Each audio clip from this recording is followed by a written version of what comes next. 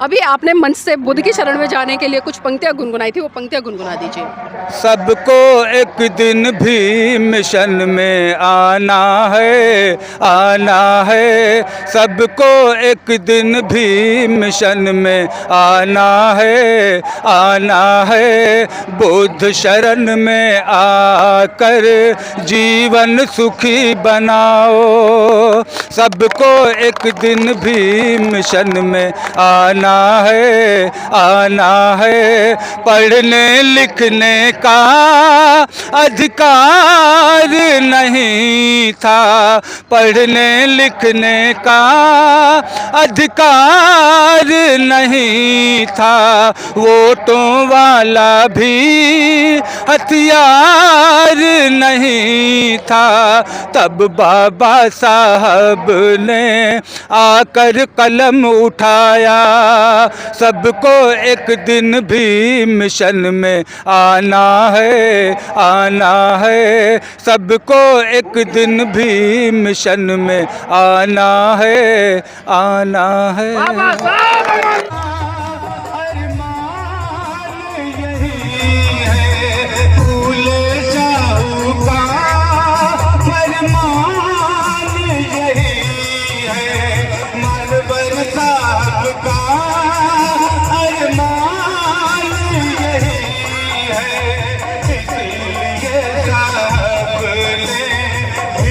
Mission है बनाया, सबको एक दिन भी मिशन में आना है, सबको एक दिन भी मिशन में आना है, बुद्ध शरण में आकर जीवन सुखी बनाओ। सबको एक दिन भी मिशन में आना है,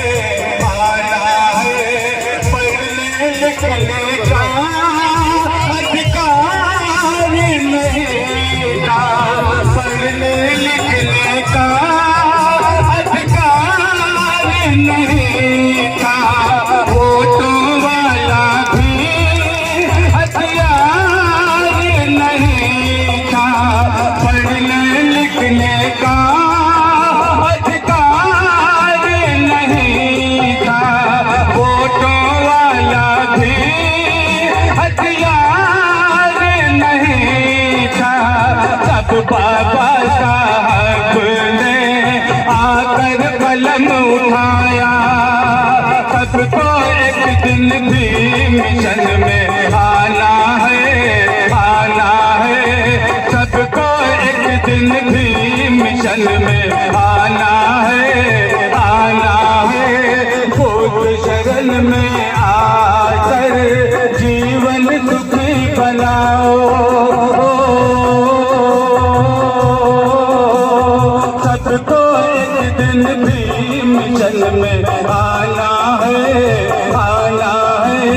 भीम नहीं आते सतगुरु न होता, भीम नहीं आते सतगुरु न होता, बहुजन बेचारा मजबूर ही होता, भीम नहीं आते सतगुरु न होता, बहुजन बेचारा मजबूर ही होता।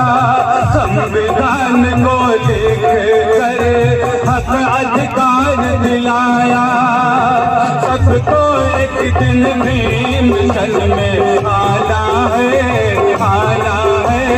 सबको एक दिन भी मिशन में आना है, सब कुछ थे हम सब।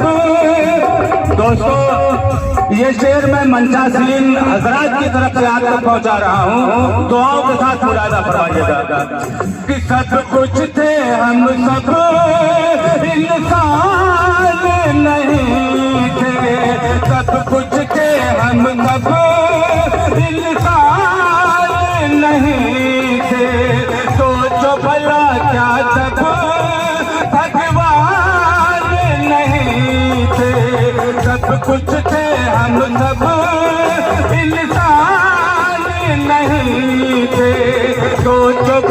क्या तब भगवान नहीं थे, तब कुदरत ने हम तक भीम को है पहुँचाया। सबको एक दिन भी मिशन में आना है, आना है। सबको एक दिन भी मिशन में आना है, आना है। छीन गई हमसे तालीम हमारी, छीन गई हमसे तालीम हमारी। पहला नदी हमको बहुजन भागीदारी, उर्दू अरबी उर्दू फारसी अरबी यूनिवर्सिटी बनाया। सबको एक दिन भी मिशन में आना है, आना है। सबको एक दिन भी मिशन में आना है, आना है। भीम के सपने को साहब ने सजाया, भीम के सपने को साहब ने सजाया।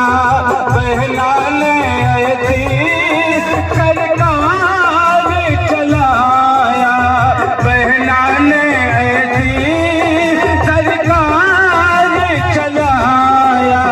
52 से 24 तक कब किसने है चलाया।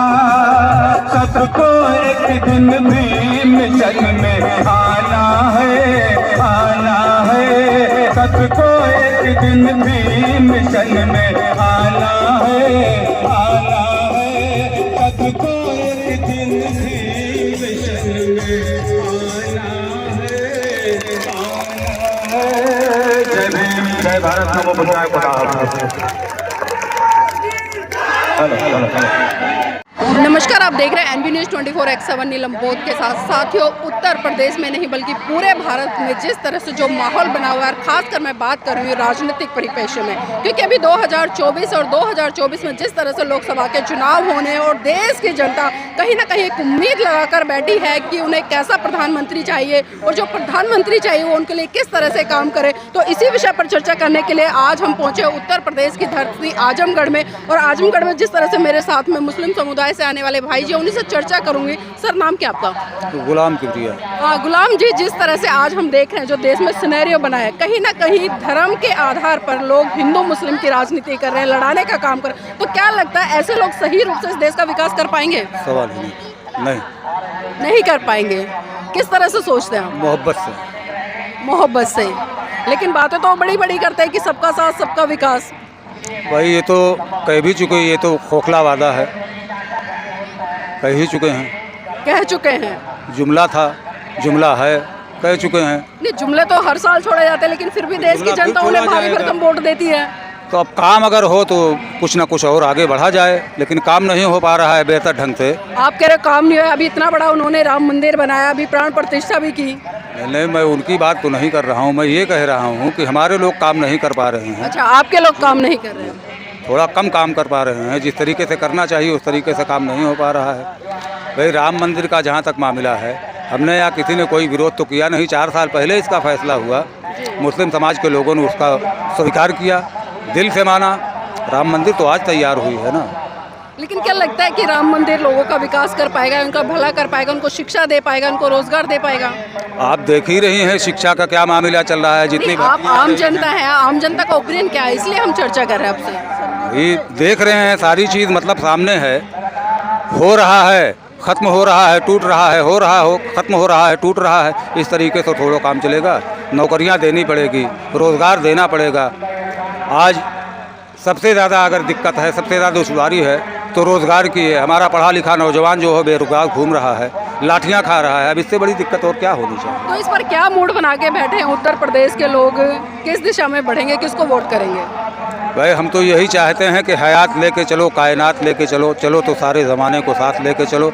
अगर चलना है तो सारे ज़माने को साथ लेकर के चलना पड़ेगा। उनके भविष्य को, उनके मुकद्दर को देखना पड़ेगा। वो रोड पर मारे मारे ना फिरें।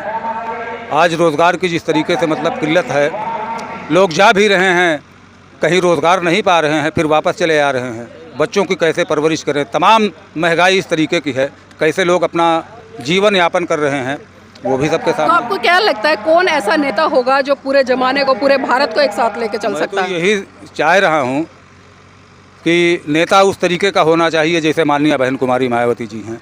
आज इंडिया गठबंधन बना है, अगर ये लोग माननीय बहन जी को प्रधानमंत्री के रूप में घोषित कर दें तो इंशाल्लाह वो दिन दूर नहीं है कि माननीय बहन जी पूरी तरीके से संविधान लागू कर देंगी और किसी के चेहरे पर कोई शिकन बाकी नहीं रहेगी। अभी भाई जी आपने मन से एक बहुत अच्छा गाना गाया था, तो मैं चाहूँगी हमारे दर्शकों को वो गाना जरूर सुनाएं। अब तो हम सुना चुके हैं। अभी आपने मंच के माध्यम से एक बहुत ही सुंदर गीत रखा, उससे क्या संदेश देना चाहते हैं खासकर यहाँ की जनता को? नहीं, हम तो संदेश दे चुके हैं कि मोहब्बत ही एक ऐसी शय है कि जिससे सबको जीता जा सकता है। नहीं, वो गाना गुनगुना दीजिए ना ताकि लोगों को पता चले। संविधान तो बुद्ध की ही क्या नाम है सोच से बना है। बाबा साहब डॉक्टर अम्बेडकर ने जो संविधान बनाया है तो उसमें सारी सोच तो बुद्ध की है, सारी सोच मोहम्मद साहब की है, तमाम महापुरुषों की सोच ही तो संविधान वो बना है। तो संविधान पूरी तरीके से लागू हो जाए, सबके चेहरे पर खुशहाली आ जाएगी, यही हमारा ध्येय है। तो बुद्ध की शरण में जा रहे हैं अभी? आज आप एक चीज़ ये देख लीजिए कि आज से 1450 साल पहले मोहम्मद साहब ने एक पैगाम दिया था कि अगर आपको तालीम हासिल करने के लिए चाइना जाना पड़े तो आप जाओ। मुझे होश आ रहा है कि आजमगढ़ से चल के जाने के लिए, चूँकि मैं आजमगढ़ से मिलान करता हूँ, अतरौलिया मेरी विधानसभा थी, अब कट के हम लोग अम्बेडकर नगर में चले गए हैं। तो जब हम लोग अपने वहाँ से आजमगढ़ की तरफ आते थे तो रोड नहीं था। वो दौर कैसा रहा होगा, लेकिन तालीम एक इतना बड़ा मेयार है, इसी बुलंदी है कि जो भी तालीम हासिल कर लेगा वो इंसान बन जाएगा, इंसानियत ही का पैगाम देगा। तो 1450 साल पहले इस बात को मोहम्मद साहब ने कहा था और महात्मा गौतम बुद्ध के पैगाम को चाइना ने उसके पहले स्वीकार कर लिया था। आप बुद्ध की शरण कब जा रहे हैं? क्योंकि आपने मंच के माध्यम से बुद्ध को वो वही शरण है जो मोहम्मद साहब की शरण, वही बुद्ध की शरण है। फर्क सिर्फ इतना है कि हमें थोड़ा सा मतलब ये दे दिया गया है, कुछ फराइज हैं जो हम परवरदिगार के सामने सर झुका देते हैं, बस यही है, और क्या है। शरण तो वही है।